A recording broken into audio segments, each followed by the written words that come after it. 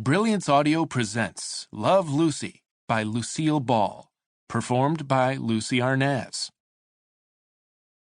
I'm a Leo. I was born on a Sunday, August 6th, 1911. Unfortunately, everybody knows my birth date because I told the truth when I first came to Hollywood.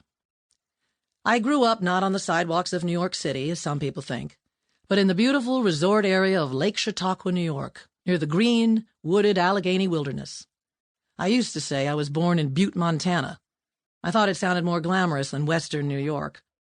I was conceived in Montana when my father was working for his father as a lineman at the independent telephone company in Anaconda. But I was born in my grandparents' apartment on Stewart Street in Jamestown, New York, where I was delivered by my grandmother, Flora Bell Hunt. My mother, Desiree Hunt, or Dee Dee, as we call her, was of French-English descent, with a touch of Irish from her father's side that showed in her porcelain-fine English complexion and auburn hair. Dee Dee was so talented musically that she could have been a fine concert pianist. But at 17, she met and married a local Jamestown boy, my father, Henry Durrell Ball.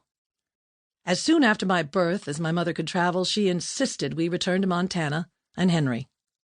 Henry was tall, with intense, penetrating blue eyes. He was a wonderful guy, according to everyone who knew him. Full of fun, with a good comic sense. Dee Dee says I got my sense of humor from him. People are always asking me if Ball is my real name.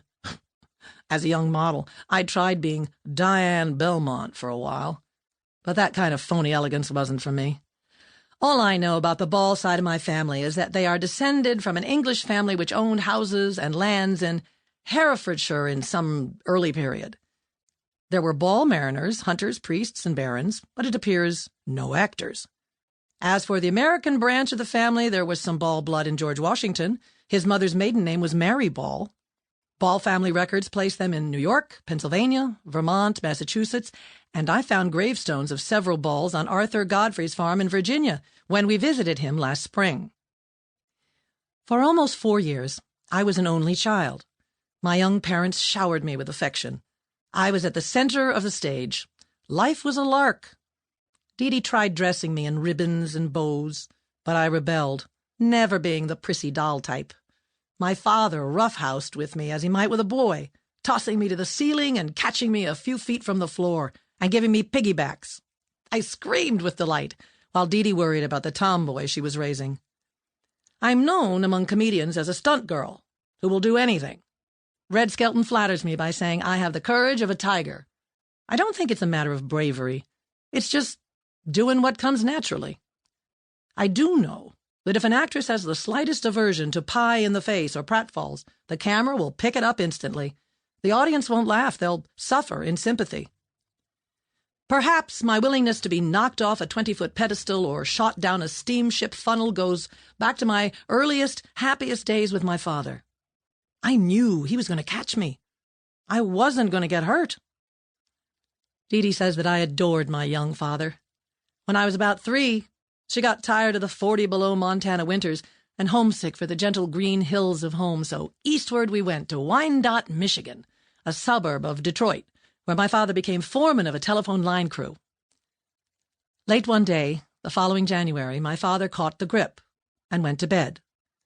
Several days later, a whopper of a sleet storm hit Detroit. Being a highly conscientious guy, my father bundled up to get the crews and the payroll out. Despite his bad cough and fever, he climbed up poles in the sleet and snow, trying to secure the tangled fallen wires. He kept going until the emergency was over, only to return to bed, this time with his fever raging. My young mother was 5 months pregnant when my father fell ill. To keep me under control, she tied me to a dog leash, which she then hitched to the clothesline in our backyard. Every time somebody would pass by on the sidewalk, I'd beg to be released. I must have been pretty convincing because I was set free a lot. Then poor Dee Dee would have to frantically search the neighborhood for me.